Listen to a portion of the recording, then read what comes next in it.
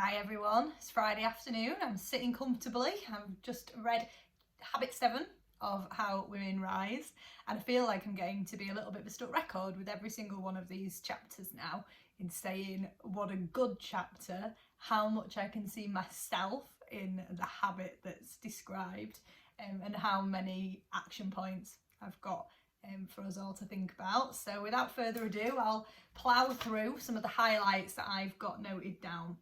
And habit 7 is about the perfection trap. And this is definitely something that I fall into. It's something that I have actually discussed some progress with this morning with my line manager. So quite funny when I opened the book and saw that this was the habit. And perfectionism is really stressful.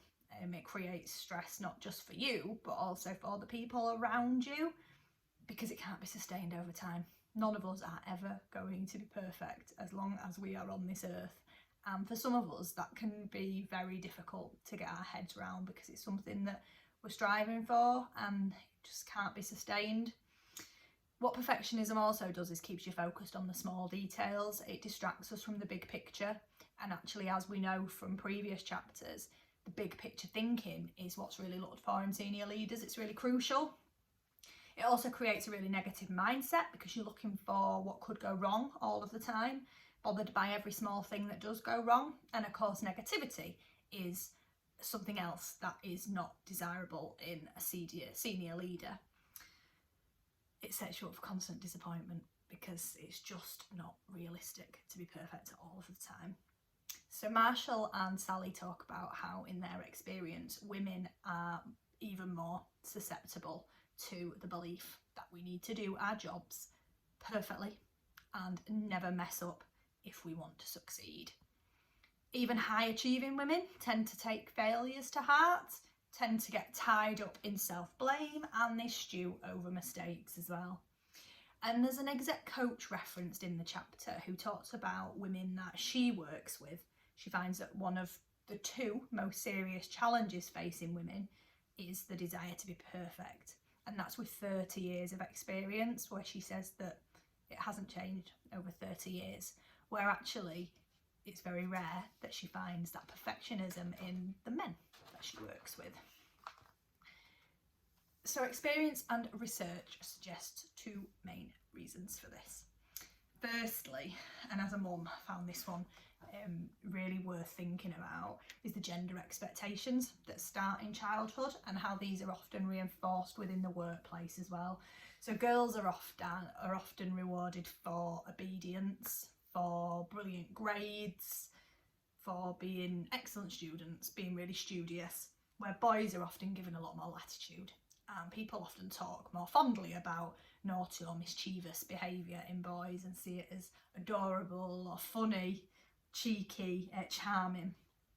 And actually they make a link in the book with sport with this. So if boys are good at sport, this is especially true, where some of those qualities can be rewarded within that sport. So bending the rules to score points, cutting corners, and that can be favourable. Where girls who fail to conform to expectations can get a hard time. So schools are more likely to penalise girls for aggressive behaviour and see it as disgraceful, whereas with boys, that aggression or fighting may be seen as more of a testosterone spurt. And then those expectations can prompt girls to constantly seek approval by striving to get everything right. So girls consistently average higher grades than boys, and that is partly to do with developing more quickly. But the point that I really hadn't thought about here, and having a daughter, this has stood out to me as well, is partly because it earns approval to get those grades.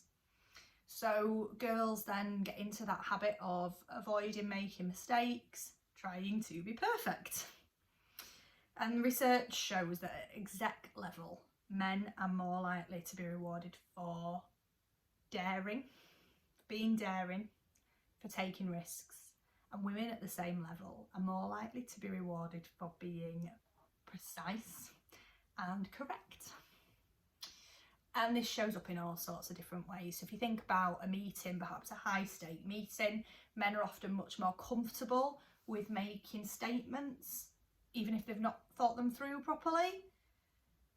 Women, on the other hand, tend to worry more about saying something stupid, saying something not thought through and it doesn't go well, and that means that they often get consumed by embarrassment and often struggle to let it go, which not only is an issue in itself, but it can mean that we then don't say anything.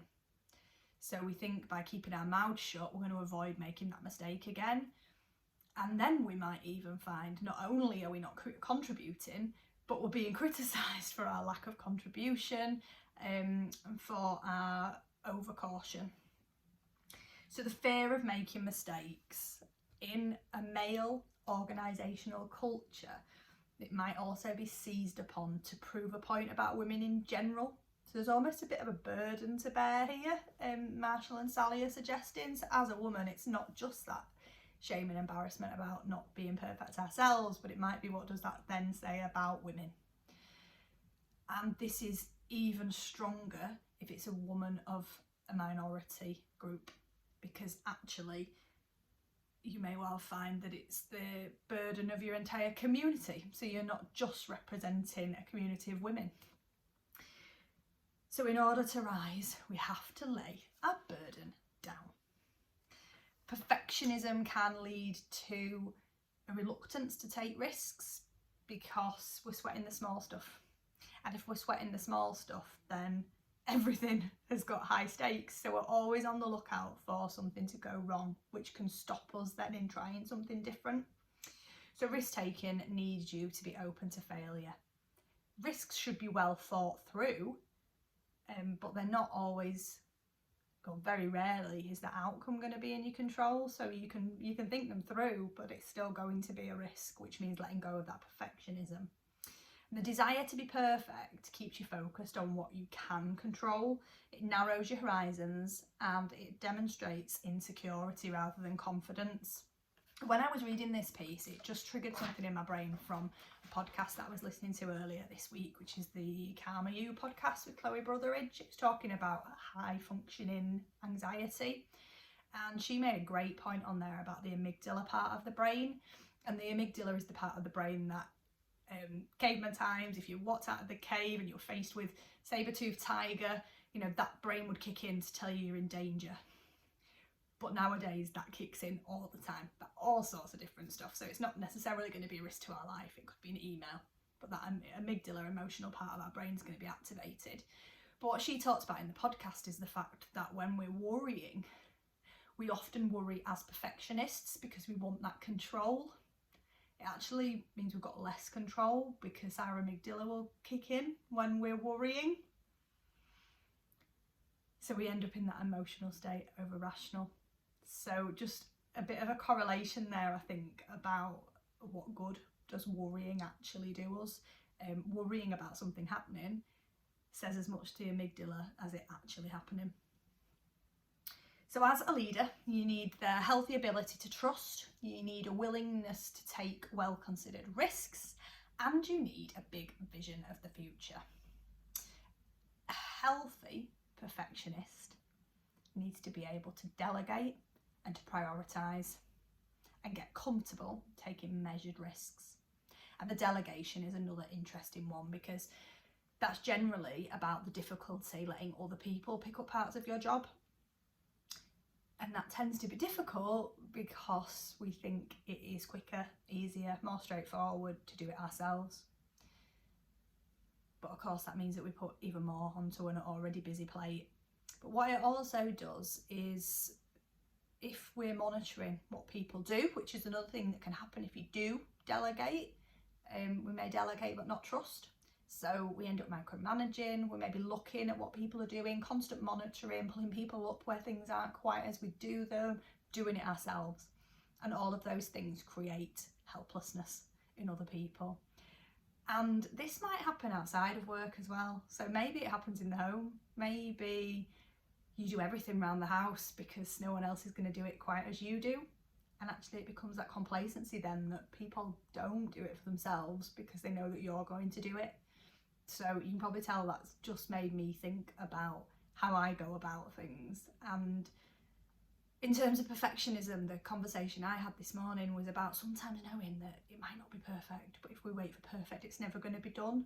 So sometimes it being good enough is good enough, and be comfortable with, well, the job's done and it was good enough. If we'd waited to be perfect, it wouldn't be done yet. So if it's you, learn to delegate, learn to prioritise, learn to be comfortable taking risks, because that's going to create a much less stressful environment for you, for the people around you, and it's going to demonstrate the readiness for you to move forward, or, in the title of the book, to rise. So I've really enjoyed Habit 7. It definitely strikes a lot of chords with me. It's something that I know I've already been working on this year, which is why you'll often see that these vlogs now come out and things do go wrong, and I'll say words wrong. I might forget what I'm saying, I may bring something in but not be entirely sure where I'm going, but actually that's all right, because I asked for the feedback, everyone's been really supportive, and let's get the vlogs out there so that it's happening, people are giving me that feedback, and we're moving forward and I'm making progress. If I waited for it to be perfect, it would never be uploaded. So thank you everybody for watching. I'll be back really soon with Habit 8. Take care, bye.